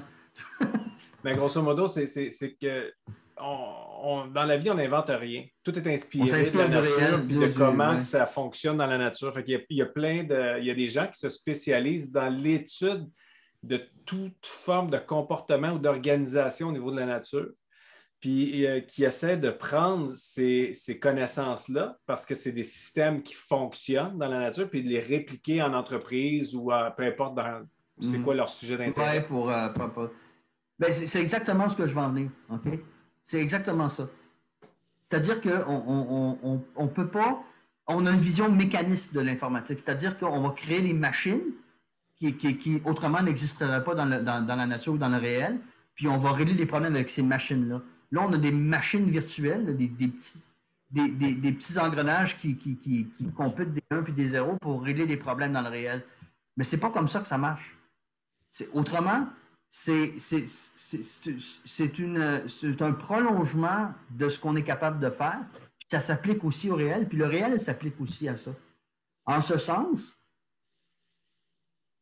de la même manière qu'on a essayé de régler les problèmes en sciences en cassant les trucs en morceaux, on essaie de faire la même chose avec les programmes informatiques en cassant les modèles, ce qu'on veut modéliser en petits morceaux pour essayer d'avoir le contrôle sur tous ces petits morceaux-là pour à la fin avoir un système qui marche. Il est là le compromis. C'est-à-dire que tout n'est pas cassable en petits morceaux. Il y a des systèmes qui sont holistiques, que tu ne peux pas casser, puis tu dois les comprendre dans leur entièreté. Chercher à couper les dépendances, c'est comme couper le cœur de la personne puis dire je vais outsourcer mon cœur, m'en faire un web service puis ça va marcher. La personne ne fonctionnera pas. Donc, il y a une masse critique de dépendance à garder. Puis je ne sais pas si vous connaissez ce fait-là, mais l'intelligence d'une personne ne vient pas du nombre de neurones, mais bien du nombre de connexions entre les neurones. Donc, plus c'est connecté intensément, plus la personne va être intelligente. Donc, c'est la même chose en complexité dans les systèmes complexes. Plus une chose a des comportements ou a une valeur pour son environnement ou est complexe, c'est plus elle a de relations. Elle-même n'est pas plus. C'est les relations qu'elle a qui font que cette chose-là est complexe et peut faire des choses que d'autres ne peuvent pas faire. Donc, de la même façon, moi, je pense que les dépendances en informatique, on doit les célébrer. On doit chercher à en faire le plus possible. Évidemment, d'une façon intelligente. Je ne suis pas en train de dire qu'il faut faire des références inutiles surtout, mais il faut chercher à les cultiver puis en avoir le plus possible dans le domaine, dans la mesure du possible. Parce que c'est ces dépendances-là qui font que la chose est riche. OK? Puis plus elles sont proches, plus elles sont instantanées et plus la chose a de valeur. Encore une fois, on pourrait découpler les parties d'un corps humain, mais ça ne donnerait pas un homme.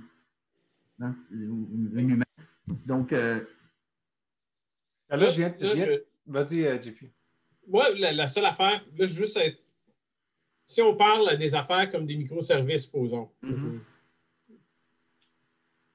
L'idée de découpler, de séparer les processus dans des choses, c'est une idée de. Il y a plein d'idées qui viennent autour de ça, qui sont des idées d'efficacité de développement, d'efficacité puis d'organisation aussi, dans le sens où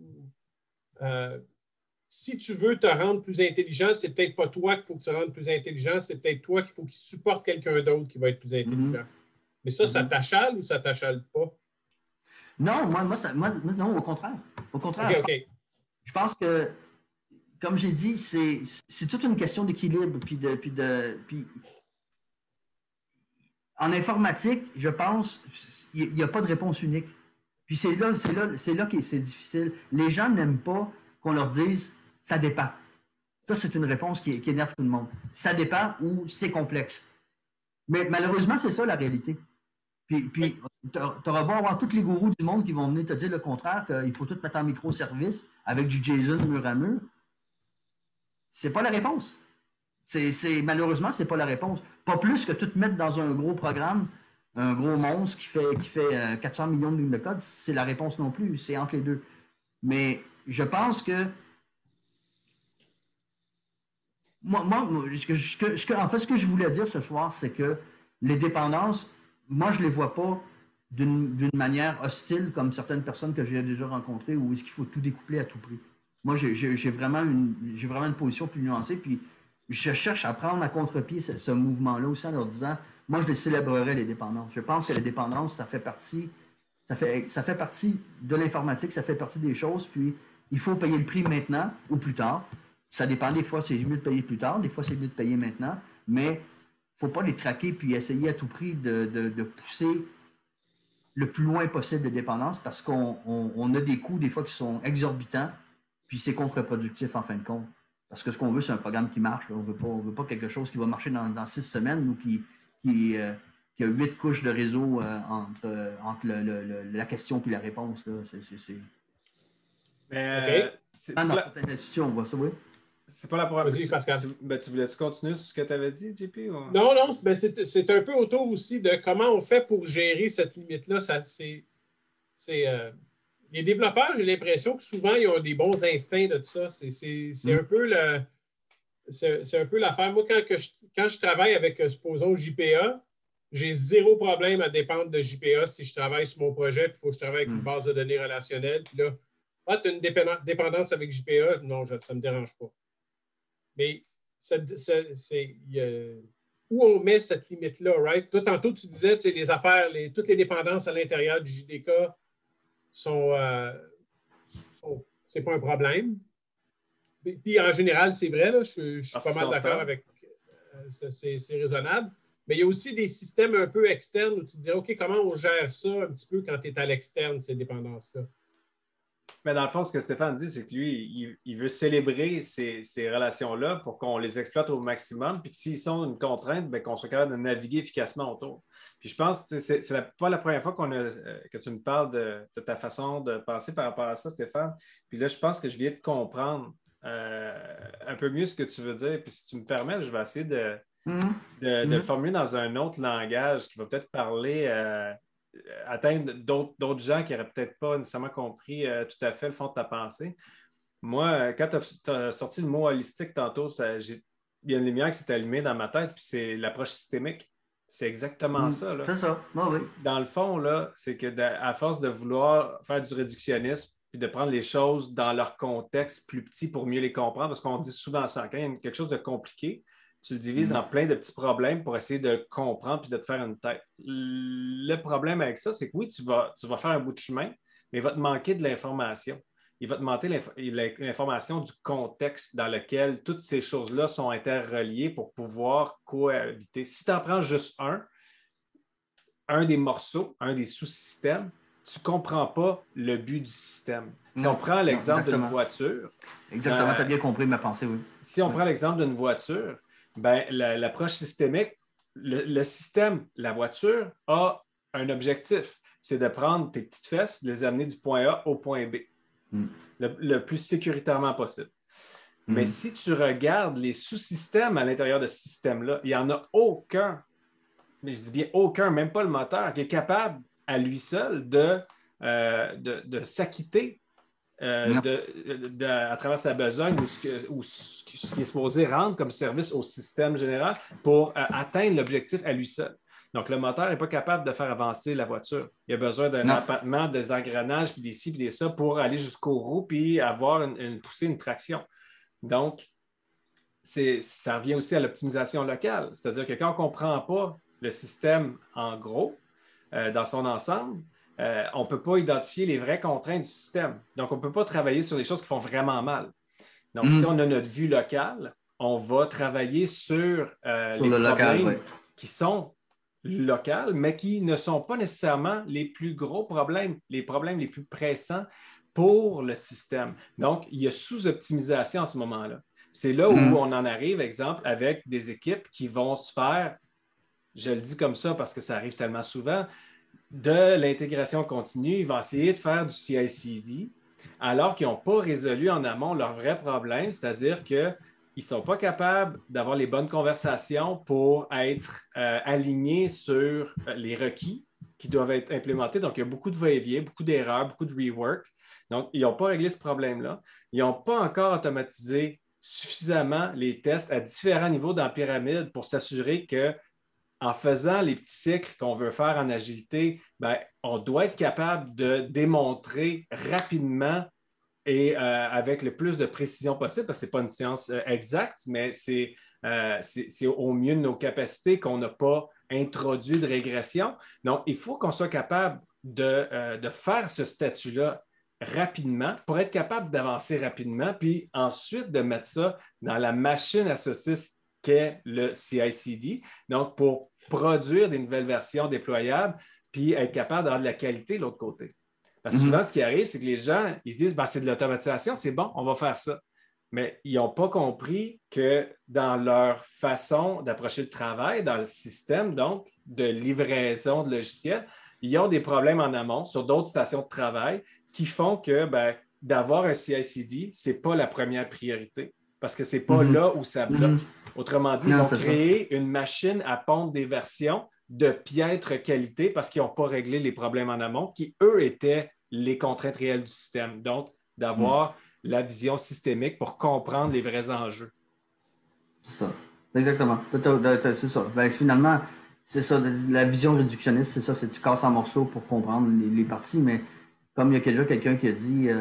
le robot, dans toutes les morts du monde, toutes les autopsies qu'on fait, on n'a jamais entendu les cadavres parler, ni penser, ni aimer.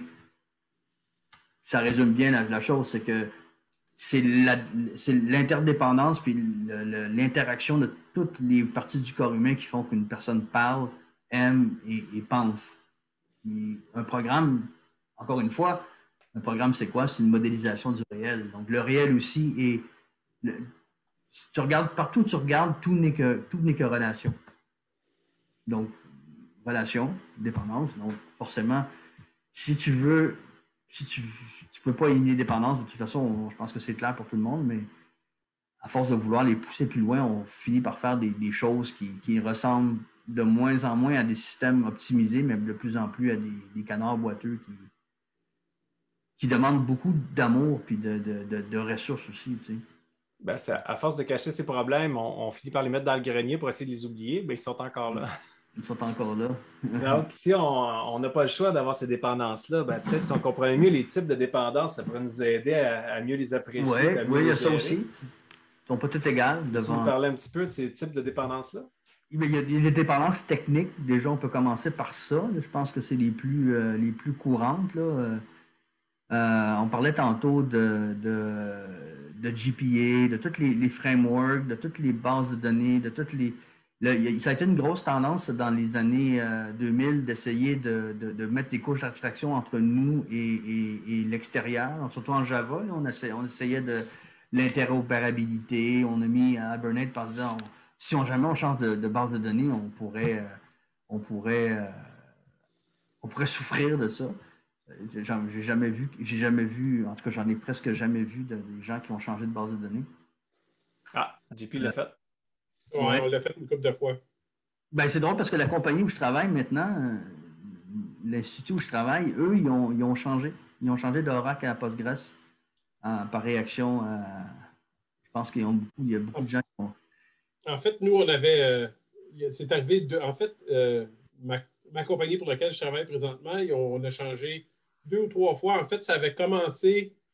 il y avait une base de données Oracle.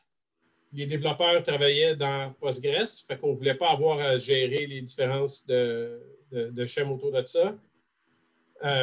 Puis aussi, quand on roulait nos tests, on roulait avec toutes les bases de données embedded SQL, fait que ça nous aidait à rouler dans ces circonstances-là.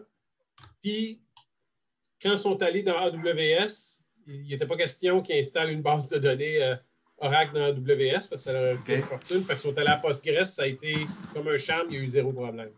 OK. Fait que dans ces circonstances-là, on les a utilisés, mais peut-être que les plus petites compagnies sont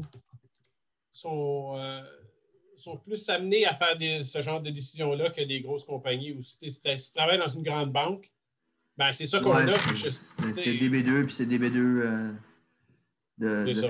C'est la première fois de ma vie, tu vois, c'est en 22 ans, 21 ans là, que je suis en informatique, puis c'est la première fois que je vois un exemple réel. Ils ont changé, puis ils ont changé de... Puis ils ont été à Postgres parce que c'était plus près d'Oracle que les autres. Exact. Mais parce qu'il y avait Hibernate, mais il y avait aussi pas mal de code, il y avait pas mal de natifs là-dedans aussi. Là. OK. Donc, ça, c'est... Mais sur le fond, je suis d'accord avec toi. Il y a jamais rentré dans un projet en se disant... Je trouve que c'est pas sain d'arriver dans un projet en se disant il faut que je fasse ça parce qu'on va changer de base de données dans 5 ans. Oui, c'est ça. Sur le fond... Si c'est gratuit, mais encore là, je ne crois pas à la gratuité. Moi, j'ai perdu la foi en chemin. Toujours un prix à payer. Quand c'est gratuit, c'est toi le produit. C'est ça qu'on Oui, mais c'est ça. Donc, il y a ça. Là, voyons, les dépendances. Il y a les dépendances, je ne sais pas trop comment les nommer. Moi, quand j'ai fait de l'intégration, ça a été rapidement un méga problème, là. C'est la dépendance par les données, si tu veux.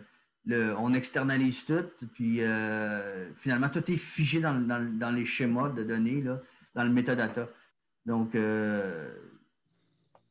ça, c'est la dépendance que les gens oublient souvent quand ils disent qu'une approche microservice va venir découpler nos applications.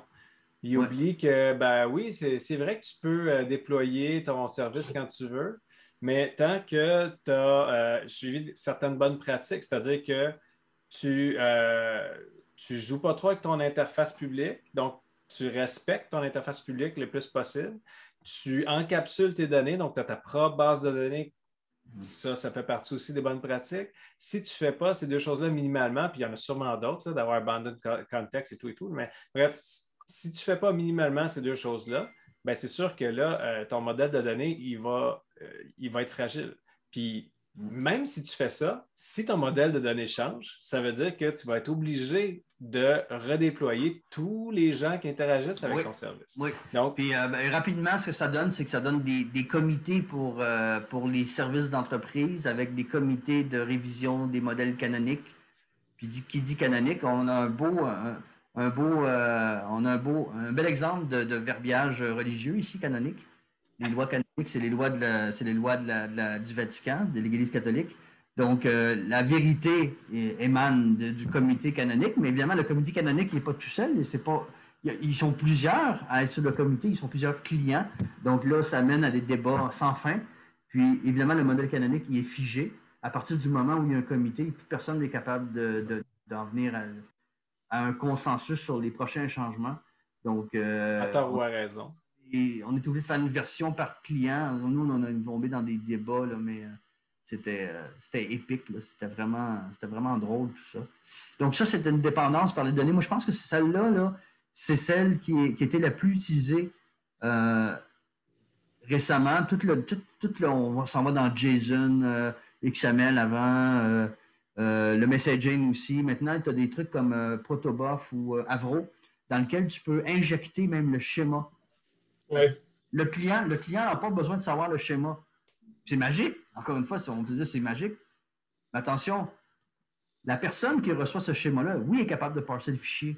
Mais qu'est-ce qu'elle fait avec les données? Il faut qu'elle connaisse le contenu. Qu'elle les nomme, qu'elle les accepte. On pousse encore un petit peu plus loin le problème. Ouais, on recule le problème encore une coche. On recule tout le temps. Puis, ma compréhension d'Avro et ces affaires-là, puis là, je suis vraiment novice là-dedans, c'est qu'en plus, dans Avro, tu as des mécaniques dedans d'upgrade. Ça veut dire, tu veux dire, ce champ-là, c'est un nouveau champ, donc sa valeur de défaut est ça dans le schéma. Ouais, c'est ça. Ouais. Il fait des choses, il essaye de faire des choses, mais ça trahit beaucoup le fait qu'on n'est pas capable d'enlever ces dépendances-là entre les messages. Right? Non. Une fois que tu envoies un message à quelqu'un, tu es attaché à un format, that's it, that's all. Admettons que tu rajoutes un champ, un fichier, puis bon, moi, je suis un client de ce fichier-là, de ce format de message-là, puis le nouveau champ, je m'en fous complètement. Ben, dans les 6 prochains mois, je ne l'utilise pas, mais à un moment donné, quelqu'un me dit hey, c'est intéressant, ce nouveau champ-là, tu devrais l'utiliser. Ah bon? OK, oui, je vais l'utiliser. Ben là, je viens de réaliser la dépendance. Je l'ai rajouté peut-être plus tard, mais puis ça aussi, c'est un autre problème, c'est que les réseaux sont de plus en plus engorgés par du data qui est inutile. Nous, en tout cas, à l'Institut où je travaillais, il y avait beaucoup de données qui étaient ignorées pour toutes sortes de raisons de compatibilité, mais tu transportes, je veux dire, dans mon char, je ne transporte pas des bagages que je n'ai pas de besoin. Là, l'efficacité aussi finit par en souffrir de ça. Mais on va le dire, c'est pas une tâche simple d'être capable de bien subdiviser l'information. Puis, tu sais, quand on parle de microservices, souvent, le compromis qu'il faut faire, c'est la duplication de data. C'est-à-dire que on va utiliser le pattern de Domain-Driven Design, Bounded Context, pour dire, ben, OK, moi, puis là, je reprends un exemple que Félix Antoine nous a donné. Là. Moi, dans mon service à moi, j'appelle ça un client. Toi, dans ton service à toi, tu appelles ça un patient. Moi, je fais la facturation, puis toi, tu gères les gens sur l'étage de l'hôpital. Donc, c'est deux fois la même personne, donc avec des duplicats de nom, date de naissance et compagnie, mais dans des contextes différents. Donc, moi, je vais avoir des données par rapport au monétaire, par rapport à comment il va faire pour nous payer, s'il nous doit de l'argent, des choses comme ça. Alors que toi, dans ton contexte, dans ton bounded contexte à toi, oui, tu vas avoir le nom, tu vas avoir la date de naissance, tout ça, mais tu vas avoir aussi et surtout des informations sur ses maladies, les opérations qu'il y a eu, ses intolérances, ses allergies, etc. Donc, on doit accepter ou faire le compromis. Moi, ça, c'est depuis qu'on a commencé le podcast, je pense que c'est le mot qu'on a le plus utilisé. Il faudrait faire des comptes. Là. On doit être rendu assez haut. Là. Faire des compromis, c'est toujours ça. C'est-à-dire qu'il n'y a pas de magie. Puis là, ben, dans ce cas-ci, c'est de faire un compromis sur les données. Dans le fond, qu'il va y avoir duplication de données parce que si on veut s'isoler comme ça, ben, on n'a pas le choix. Sinon, c'est le prêt à payer pour l'indépendance. Exactement. Ouais. Donc, ça, il y a quels autres le temporel, tu sais, toujours une dépendance aussi. Oui, couplage temporel, effectivement. Couplage temporel. Qui peut être très pernicieux si on travaille pas avec des valeurs retournées. Donc, s'il y a un couplage temporel, puis le premier appel retourne rien, que le deuxième appel consomme, ça veut dire que la personne qui vient et qui n'est pas connaissante de la séquence des appels n'a aucun indice qu'il peut y avoir couplage temporel, peut inverser les deux lignes puis tout scraper. Tout fucké, ouais. Donc, ça peut être très, très pernicieux. Là. Ça, on avait ça dans le messaging, nous autres. L'ordre de certains messages était très important dans un institut où j'ai travaillé. Parce que c'était du transport. Donc, une chose doit arriver avant l'autre, forcément. Parce que sinon, la fin arrive avant le début, puis c'est pas bon. Je suis en train de lire un livre de microservices avec Kafka. C'est pas ça le titre du livre. J'ai un trou de mémoire sur le nom du livre. C'est pas grave. J'ai un rhume, fait que je suis un petit peu foggy. Mais c'est ça un petit peu l'affaire, c'est ils revirent tout dans Kafka, n'est-ce pas? Fait que c'est Kafka qui est la source of truth. Ça veut dire que c'est Kafka qu'il faut qu'il garde toute l'information, qu'il garde l'ordonnancement des messages, qu'il garde toutes ces choses-là. Puis, à un moment donné, tu te dis, OK, mais ensemble, c'est un peu ce que Pascal disait, il y a de la duplication qui se fait, puis on compte beaucoup sur le fait que Kafka fonctionne, puis que les messages sont gardés dans l'ordre, parce que si les messages rentrent dans un autre ordre, ça ne veut plus dire des fois la même chose. Tu sais, j'ai quelqu'un qui a acheté quelque chose qui s'est effacé ou quelqu'un qui s'est fait effacer et qui achète quelque chose, ça ne veut pas dire la même chose. Il y en a un, c'est fraud detection, puis l'autre, c'est... ça me fascine un petit peu que toutes ces connaissances-là qui viennent un petit peu, qui sont plus la même chose que qu'est-ce qu'on avait avant. T'sais, avant, on avait... Si tu as juste un système, tu es capable de tout gérer à l'intérieur de ton système. Quand la transaction arrive, tu la gères, tu fais ce que tu as à faire. Mais là, des fois, il faut que tu dises, ah non, mais peut-être que c'est arrivé avant. Puis si tu pars un nouveau service, il faut qu'il aille se connecter sur Kafka pour reconstruire l'historique qu'il va avoir besoin. Ça vient avec toutes sortes de complexités, je trouve. Puis là, on n'a pas parlé non plus, c'est dans ma liste de compromis, mais les systèmes distribués Kafka, là, il est surtout utilisé parce qu'il est très... tu as de la redondance là-dedans, tu es quasiment incassable. Oui. Je jure que tu peux mettre le feu là, en bâtisse puis il va continuer à marcher. Mais le cap théorème, il fait que ta consistance vient ta garantie de consistance n'est plus là. Donc, moi, j'ai vu des trucs où est-ce qu'on voulait utiliser ça dans du transactionnel, dans la livraison de messages, mais tu n'as pas de garantie. Tu n'as pas de garantie. Aussitôt que tu te mets à avoir des clusters de ça, tu n'as pas de garantie que ça va être livré. Mais là, c'est important parce que dans certains cas, tu veux que ton message soit livré. Il y a des cas d'utilisation, moi j'ai vécu que le message doit être livré à n'importe quel prix. Le message qui n'est pas livré, c'est un danger de mort pour des gens. Donc, des gens qui arrivent et qui veulent mettre Kafka parce que Kafka, en ce moment, c'est le système de messaging à utiliser et à avoir dans son CV, ça démontre une très mauvaise compréhension des compromis qu'on doit faire. Tu sais. Donc, il y a des fois que tu ne peux pas compenser, tu ne peux pas te permettre, évidemment, on a toujours, dans les limites du possible, mais tu ne peux pas te permettre de prendre des risques avec les données ou avec... personne ne va voir son compte en banque qui manque 200$ à la fin du mois, puis il dit, ben, je ne sais pas, il y a quelque chose qui s'est perdu dans le chemin, tu sais, c'est pas acceptable. Tu sais, il doit y avoir une certaine garantie.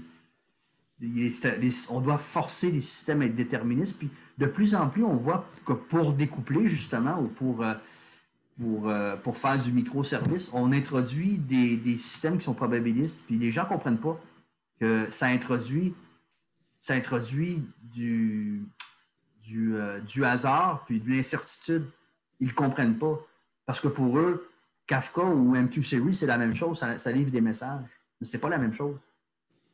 De la même manière. Non, du tout. Cassandra, c'est pas Oracle. Je m'excuse, mais c'est pas DB2 non plus. Tu n'as pas la même garantie avec ces produits-là. Donc, encore une fois, c'est le compromis. Il faut que tu connaisses ça. Le compromis puis l'expertise. C'est ça. Il faut que tu connaisses tes outils et que tu sois capable de les utiliser à bon escient, au bon moment puis dans le bon contexte. Puis de là, le droit de revendiquer à avoir plus d'espace, des pet projects là, ou des coding dojo ou des... c'est quoi l'autre terme qu'on utilise aussi? Je ne me rappelle plus. Mais bref, il y a un autre terme qu'on utilise aussi pour faire des séances de code comme ça en entreprise, là, des fois. Des hackathons, merci. Ouais. Donc, c'est ça, tu sais, des hackathons, bon, ben, tu sais, c'est important de faire ces choses-là parce que c'est des espaces où les gens vont se pratiquer. C'est des espaces où les gens vont pouvoir, tu sais, le 80% que Google donne à leurs gens pour travailler sur ce sur quoi ils ont envie de travailler. Il y a des multitudes d'explications pourquoi c'est une bonne idée, mais entre autres, c'est une bonne idée parce que les gens vont explorer des choses, ils vont essayer quelque chose de différent, ils contribuent, ça leur ouvre les yeux sur d'autres technologies, d'autres façons de faire, ils peuvent collaborer avec des gens qui les... Bref, il y en a plein des avantages, mais surtout, il y a l'avantage de se pratiquer sur de la non-prod. Ça, c'est essentiel. On a besoin de ça. Hey, je vais juste faire une micro-parenthèse avant qu'on continue. Ouais. Là. On parle beaucoup de complexité depuis tantôt. Là. On ne va pas l'aborder ici parce que c'est quelque chose que je ne maîtrise pas assez pour parler comme ça à brûle pour point. Là. Mais il y a le modèle Kinevin qui explique justement c'est quoi la différence entre, dans le fond, ce qui est simple, compliqué, complexe et chaotique. Donc, il y a comme 4 cadrans comme ça. Puis, dans le fond, de savoir où se situer pour mieux comprendre, c'est, dans le fond, what's at stake, là? C'est quoi qui est en jeu en ce moment. Puis, on parle souvent qu'en informatique, on est dans une sphère où tout est complexe. Puis, ben, c'est ça. Ce modèle-là l'explique très bien. Donc, peut-être que dans un futur podcast, on pourra faire un petit aparté puis parler de ça. Mais je voulais juste, dans le fond, donner ça pour les auditeurs là, qui se demanderaient c'est-tu compliqué, c'est-tu complexe? Non, non. On parle souvent de complexe et non de compliqué. Et on le fait dans l'optique où, justement, il y a une différence entre les deux. Donc, je vous invite là, à aller voir ça. Puis, on va essayer de couvrir ça une autre fois dans un autre podcast. Connais-tu les systèmes à 2 ou 3 quarts? Non. CORPS, là. Il y a 3 types de systèmes dans l'univers. Moi, c'est l'univers connu, parce qu'il faut toujours se garder une petite porte, on ne sait jamais. Une petite gêne, je ne sais pas. Il y a les systèmes déterministes, c'est-à-dire que si tu prends un système avec 2 quarts, le Soleil puis la Terre, par exemple, c'est un système déterministe, c'est-à-dire que tu peux prédire à tout moment où sont les quarts les uns par rapport aux autres. Ensuite, tu as les systèmes chaotiques. Là, dès que tu introduis un 3e quart, donc 2 planètes en entour d'une étoile, par exemple, ça serait un exemple, là, ils vont s'induire puis là, ça va devenir statistiquement prévisible, mais pas déterministe. Tu ne pourras pas savoir exactement qui est où. Tu ne peux pas le prédire avec certitude. Mais statistiquement, tu peux le prédire. Okay. Le troisième, c'est les systèmes chaotiques. Les systèmes le désordre total, c'est les systèmes à plus que 3 quarts. Là, c'est statistiquement imprévisible et non déterministe. Wow. Donc, le niveau de complexité monte à une vitesse fulgurante. Donc, tu as remarqué qu'un quart, 2 quarts, tu as une relation, 3, tu as 2 relations, puis aussitôt que tu as 3 relations, tu viens de tomber dans le chaotique. Pas dans le chaotique. Chaotique, c'est statistiquement prévisible. C'est imprévisible. C'est du hasard pur. Ouais. Donc, il n'y a pas de machine qui peut savoir exactement où se trouve quoi, à quel moment. C'est une autre échelle complètement, mais l'image que je me suis faite mentalement tout de suite, c'est le niveau de complexité qui augmente dans un réseau de communication où il y a de plus en plus d'intervenants. Donc, quand tu essaies de tracer toutes les lignes possibles de communication qui peuvent avoir, ça monte très rapidement. Ah non, c'est pour ça que la détection des astéroïdes, la prédiction de où vont être les corps célestes est très difficile. Parce que tout un jeu avec d'influence selon qui est placé où à quel moment. Puis c'est pour ça qu'ils se trompent très souvent, parce que c'est pas prévisible. C'est des évaluations, c'est des modèles simplistes, simplifiés de la réalité. Comme on fait en informatique. C'est tout ce dont on est capable, surtout moi. Les modèles simplistes et simplifiés. On fait de notre mieux. On fait de notre mieux, exactement. Mon cher Stéphane, on est rendu où dans ton ordre du jour? On a terminé. On était dans le désordre, mais... Wow. Ouais, on était dans le désordre, mais on a tout abordé d'une façon ou d'une autre. Malade. J'avais pas l'impression. Attends un petit peu, là. Sinon, il n'y aurait pas eu de plaisir. Hein, si tu avais eu l'impression que ça passait, ça aurait été... Ça n'aurait pas été Non, agréable. c'est parce qu'on a fait beaucoup de parenthèses aussi. Je me suis dit, hey, Oui, mais c'était on n'a normal. peut-être pas eu le ça, temps de toucher à tout. Là. On a fait du Non, lisp. On a fait quoi? On a fait du lisp. J'avais bien entendu. Mais non, l'essentiel de mon message, c'était ça, c'est-à-dire que c'était un plaidoyer pour la réhabilitation des dépendances, puis de ne pas les voir comme une maladie, à se débarrasser, mais plutôt comme une richesse.